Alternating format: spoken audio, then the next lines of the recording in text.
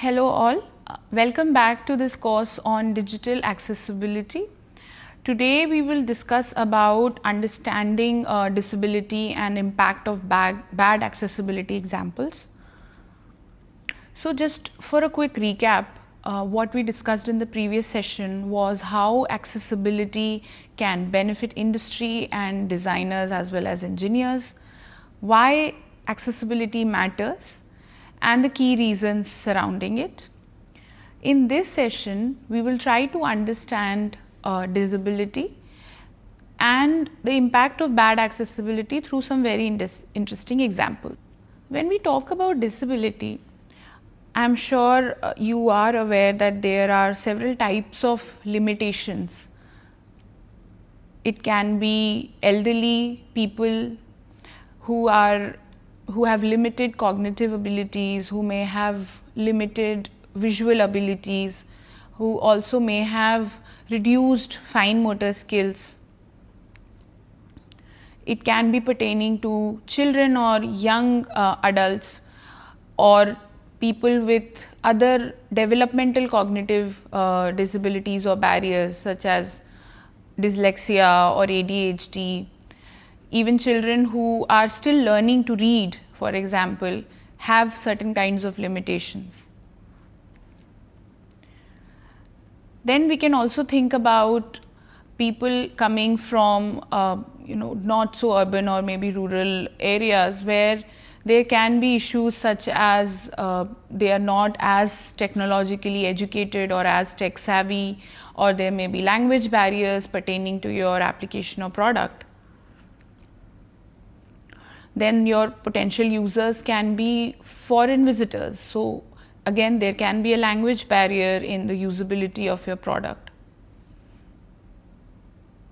Or there can be a contextual barriers as well, because every culture perceives certain sets of information in a certain manner, but probably it is different from how we perceive information in particular context in our country. Then there are your commonly known sensory disabilities, which can be visual impairment, hearing impairment, speech impairment, or physical impairments. If we try to understand the different types of limitations in digital interactions based on these variety of human beings who have to experience or engage with technology on a daily basis, then there can be definitely visual impairments, which can range from low vision or reduced vision to complete blindness or color blindness, which can make it difficult to see text or images or perceive content that relies on color alone. So for particularly if we are talking about color blindness related individuals, and you will be surprised to know that there is statistical evidence that there are almost 10 to 15% males in our country have color blindness, and that color blindness percentage also keeps increasing as you go up the latitude. So for example, people living in Scandinavia have, particularly in males, they have over 60% color blindness. So this is a global issue. Then there can be hearing impairments. So people who are deaf or hard of hearing may miss out on audio based content such as dialogue in a video or podcast if it is not accompanied by appropriate captions or transcripts, etc., or closed captioning. There can be motor impairments.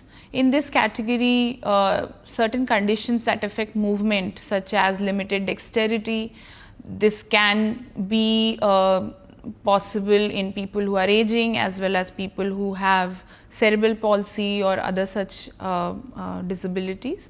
So motor impairments or limited dexterity is something which can cause inability to use a mouse or an interface pen, or it will prevent them from interacting with digital interfaces which require precise motor control.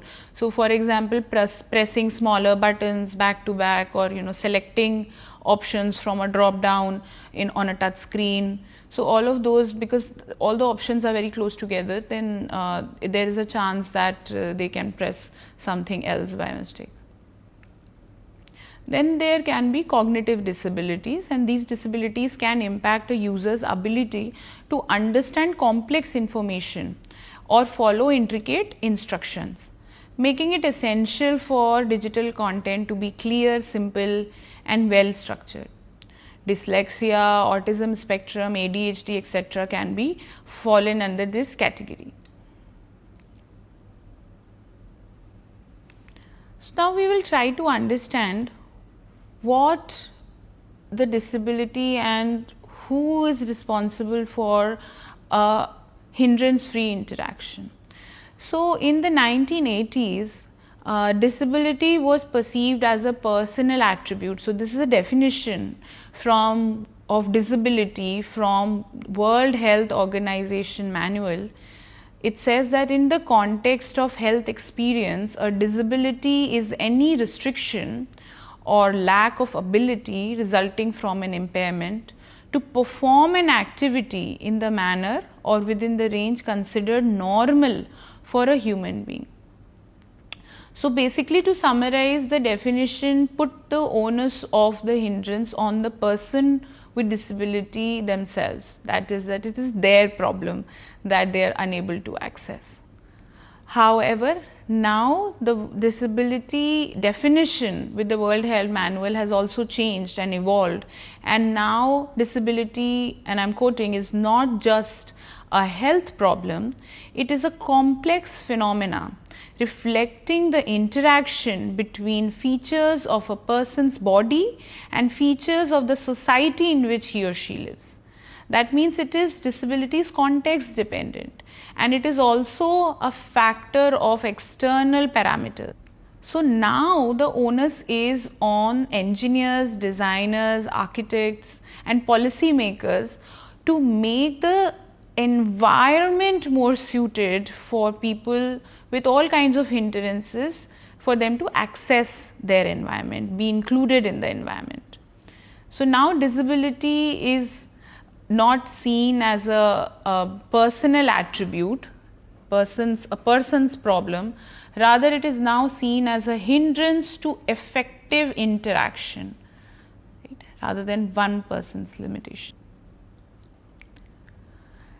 In this light, our government also at a policy level took some very bold actions, and the Rights of Persons with Disabilities Act of 2016 was passed. This act provides that appropriate government shall ensure that people with disability enjoy the right to equality, life with dignity and respect for his or her own integrity equally with others. So under this act, the empowerment of persons with disability or Divyangjan has been highlighted, and the types of, there are certain very key features of this act. So the range of disabilities has been increased from 7 to 21. Earlier only locomotor disability, blindness, low vision, hearing impairment, leprosy, intellectual disability, mental illness was considered, but now there are several newly added disabilities which have been added to the act, such as muscular dystrophy. So all of these other issues can cause implicative interaction hindrances, or there can be multimodal disabilities like speech and language disability, or like any other specific learning disability like dyslexia or dyscalculia, all of that, the autism spectrum disorder, even acid attack victims. Cerebral palsy, for example, impacts fine motor skills and dexterity, which can lead to a lot of interaction hindrances. So now this is the exhaustive list of 21 disabilities that the RPWD Act now looks at.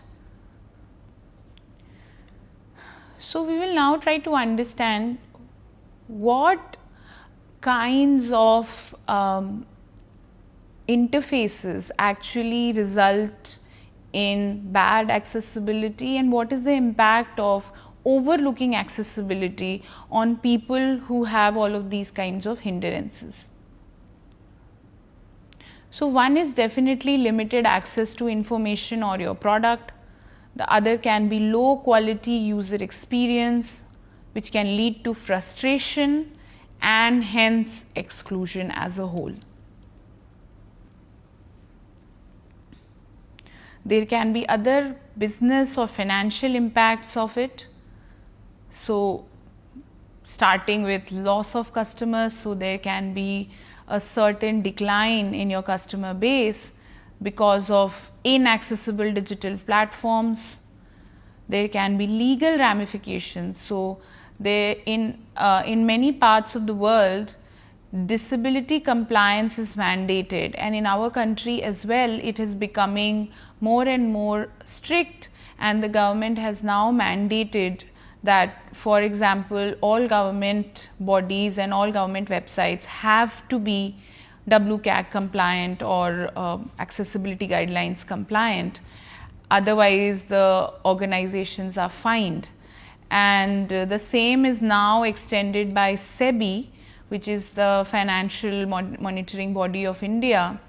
And they have stated that all banking websites, all banking interfaces, applications, etc., have to be mandatorily be accessible to under the RPWD Act. So all of those kinds of disabilities should be able to access the features as well as the functionality of your banking apps and websites. That can also lead to reputational damage. So, brands that lack accessibility can be viewed as unreliable or uncaring, thus damaging their reputation. It can increase cost. So, inadequate accessibility often leads to costly last-minute patchwork solutions, plugins, which increase spending on legal defense and other customer support. So it is ideal and more beneficial, both from an economic as well as from a legal perspective, that accessibility is something which is looked at from the beginning of the product design phase itself. And it definitely can lead to missed opportunities. So what is the meaning of missed opportunities? That companies with inaccessible websites lose opportunities to innovate, grow, and attract a diverse workforce or customer base, because they are not even being able to accessed by a big chunk of humans, which, as I said, can include people who are aging or people who are on a spectrum of autism, who can otherwise be very valuable to your organization or can be a valuable customer, but are unable to benefit from it, and thus unable to add to the profits of the company because they are not able to access the product. It can lead to further individual and societal impacts. So there can be frustration, inability to complete tasks at the user's end. So individuals can face significant frustration and difficulty performing everyday tasks such as online shopping, accessing information, or complete work. And it is important that, and this part we will also discuss in detail as we'll go on in the course, that accessibility doesn't only benefit people who have certain types of disability.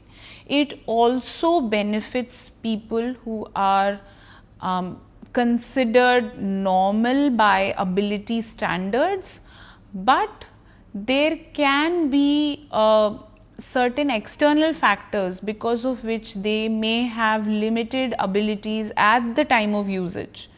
So that accessible interfaces can lead to good user experience as well for people who are considered able, and thus can reduce frustration and help you secure that customer base as loyal and happy customer base. The other impact can be reduced choices. So people with disabilities often anyways have very few choices of business, educational opportunities, services, etc. And when they are forced to seek out alternatives to inaccessible platforms. But in many of the cases, it is not even possible to opt for an alternative. So, for example, probably for a problem for which multiple solutions are available, you can seek a solution which is probably a little bit more accessible. So, for example, an e-commerce platform. There are several e-commerce marketplaces and apps available. Some of the common ones we are aware, of course, Amazon, Flipkart and Myntra and all of those. But in case still there are 3, 4, 5 available. If somebody is getting frustrated with the interface of Amazon, they can choose to shop more at Myntra and other, so they can choose an alternative. But there are several domains of digital information systems where there are no alternatives, and you are bound to work with the available interface and available information, with the frustration, with the exclusionary aspects. So, for example, the UIDAI or the Aadhaar website, there is only one Aadhaar website which is common and which is needed by all Indians to be accessed in order to make their get their Aadhaar cards or update their phone number or their address on the Aadhaar or their biometric information. So, it is just one website. Similarly, and there is no alternative to it. Similarly, there can be like a passport seva website. It's just one website which is to be supposedly be accessed by the entire country. All kinds of people, whoever would like to travel, even for say medical tourism or tourism, they will have to access those passport seva websites, all citizens of India. So, particularly those need to be accessible to the T, and that is why the government is first of all mandating that all government websites be accessible, and the same will eventually be extended to all private sector as well. So, people who do understand user experience and accessibility can definitely have a leverage and edge over user experience designers or UI engineers who do not understand accessibility, because it is going to be a niche which is going to gain momentum in the coming years. The other impact can be mental and physical health concerns. So, constant barriers lead to feelings of worthlessness, increased stress, and can exacerbate existing mental issues. So, it can emphasize, it can either make your life better, it can relieve you of your mental issues, or it can increase your frustration on a day-to-day basis and increase your stress and mental health issues. Of course, then the a bigger picture is that it can lead to social exclusion. Inaccessible environments create a sense of disconnection and can make individuals feel excluded from mainstream digital and physical spaces. So we would like people of all kinds to belong in the same community. There can be usability and technical impacts of bad accessibility as well. So, for example, reduced website performance. So, poor accessibility negatively impacts user experience for all visitors, not just those with disabilities, and potentially decreasing engagement and conversation with the website or with the product in general. So, as I think we have already discussed, and this is something which is important and can be reiterated, is that accessibility not just enables persons with disability and hindrances to access the right content or the right information or interact with different aspects of your website or your digital application, but also positively impacts the user experience and the adds to the feel good factor for people who are considered abled from all definitions. So, and it can also result in lower search engine rankings because of lower or decreased traffic on your website. Search engines like Google etc. may penalize such sites with critical accessibility issues, thus leading to lower visibility in search results. So, it is not only about enabling access to information, but all of these aspects as well to consider when thinking about accessibility and how it will impact your product as well as your business. Let us try to look at an example. So, if for example, we want to design an emergency exit of say a building, who are the users for it? What are the needs for it? What could be a possible solution? So, this is like a standard fire exit, which this is a picture which I have taken from my building here at IIIT Delhi. So, who are the possible users? Possibly because it's an educational institution, faculty members, students, staff, cleaning staff and all of those. What are the needs that in case of an emergency, it opens with ease, it has the sturdiness, or the mechanisms are easy to use, the mechanisms are easy to identify, the gate itself is easily visible, the signages are easily visible. So, based on this, I think if you might have seen most of the buildings have similar fire exits.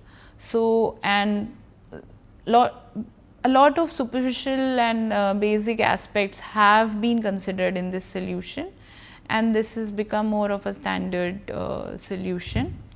But what are the assumptions that this design is taking?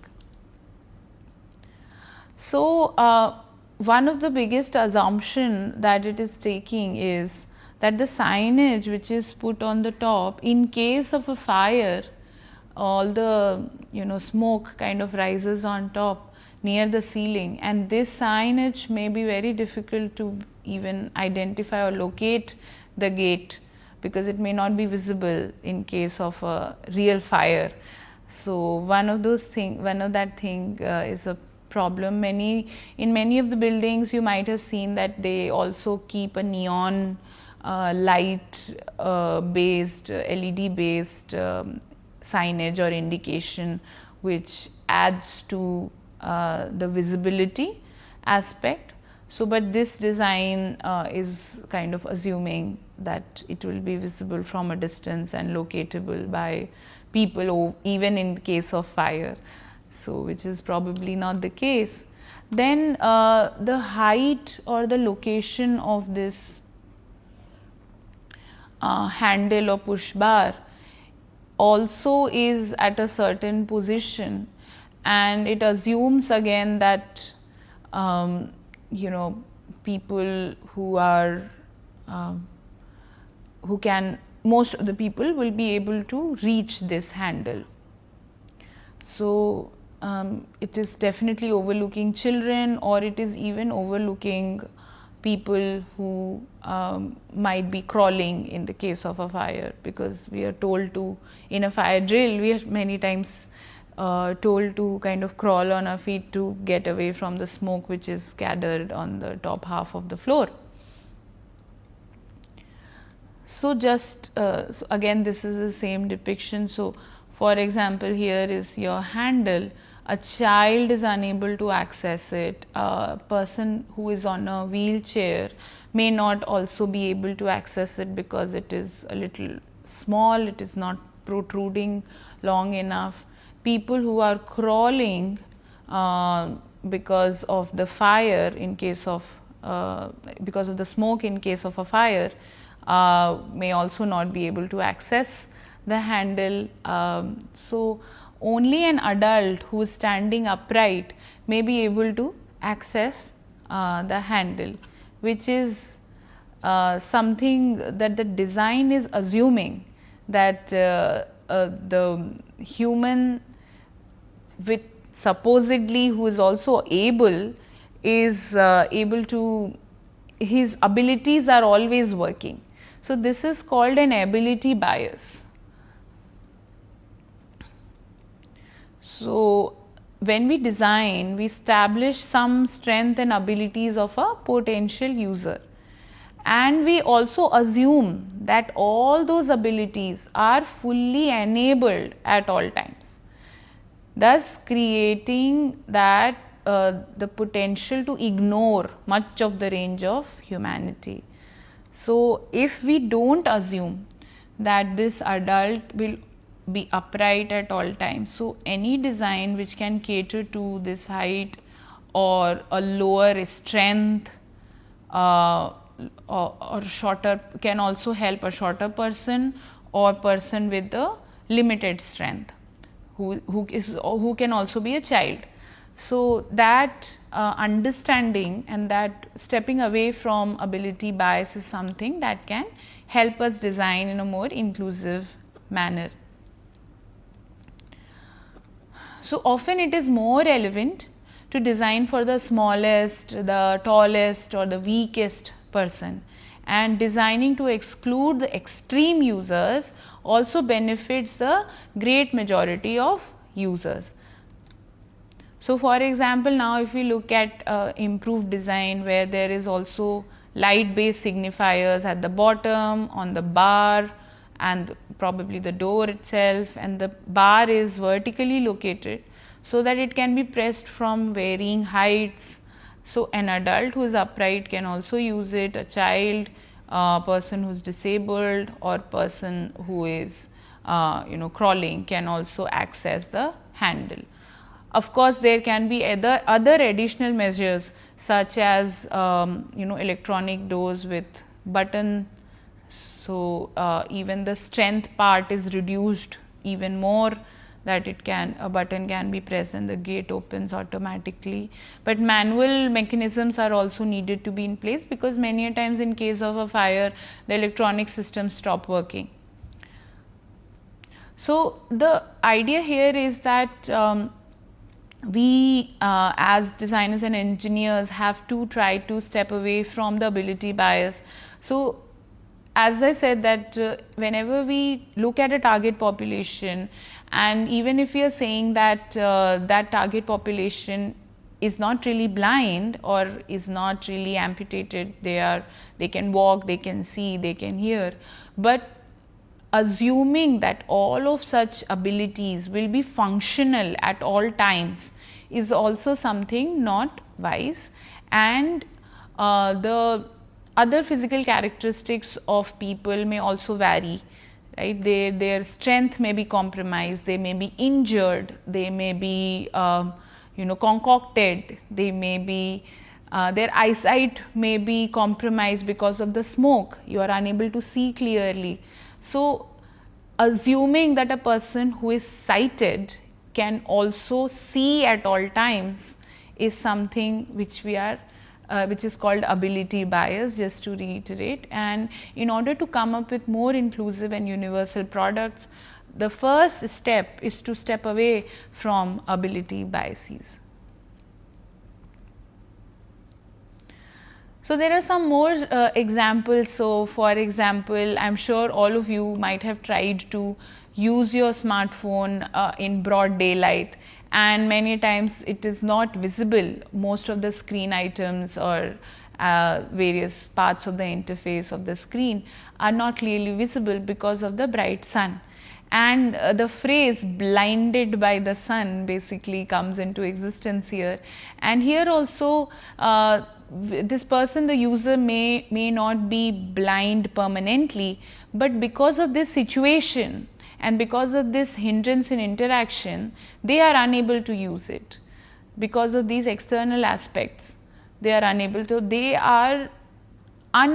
to access, they are limited in their ability for that duration or for that time, and thus unable to interact with the technology or with your application.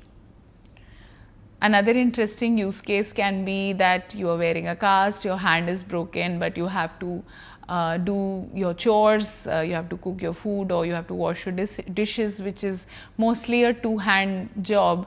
Or so all of these cases may occur where designers who have developed technologies and solutions, keeping in mind that people who have both hands will be able to use it, but assuming that even those with both the hands will always have those hands functioning is something again which is the ability bias.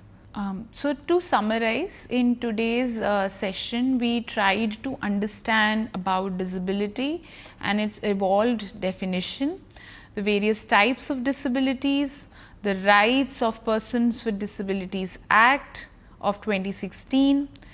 We also looked at some examples and impact of bad accessibility, and we also tried to understand ability biases. So there is a very interesting book which is called Mismatch and by Kate Holmes, and this can be a very interesting book to understand various aspects of exclusion and disability and how the evolved definition of disability, that is mismatched interaction and hindrance in interaction, can be understood better. This is also very free flowing readable book. It is very easily available on major e-commerce websites, and you can buy it and go through it. It talks about very interesting examples and lets you understand how we are prone to ability biases when we are looking at designing new solutions or even improving our user experience design for our products. So thank you all, and we will continue in the next session.